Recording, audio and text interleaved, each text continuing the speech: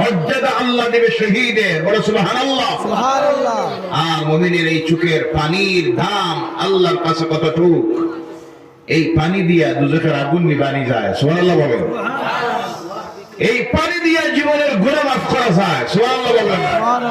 আল্লাহ রাসূল সাল্লাল্লাহু আলাইহি সাল্লাম বলেন, আল্লাহর কোন বান্দা যখন আল্লাহর ডরে আর ভয়ে, খবরের ডরে আর ভয়ে, মৌতের ডরে আর ভয়ে, কিয়ামতের দিনের ডরে আর ভয়ে আল্লাহর সামনে হাজির হওয়ার, হিসাব দেওয়ার ডরে আর ভয়ে, দুজকের ডরে আর ভয়ে আল্লাহর দরবারে যখন হাত তোলে আর এই চোখের পানি ছেড়ে দেয়, এক ফোঁটা পানি যেমনি জমিনের মধ্যে পড়ে আমার আল্লাহর রহমতের দরিয়ায় জোশ মেরে দেয়, আল্লাহ বলে ও আমার বান্দা বান্দিরা তোর জীবনের সমস্ত গুনাহ মাফ করে দিলাম।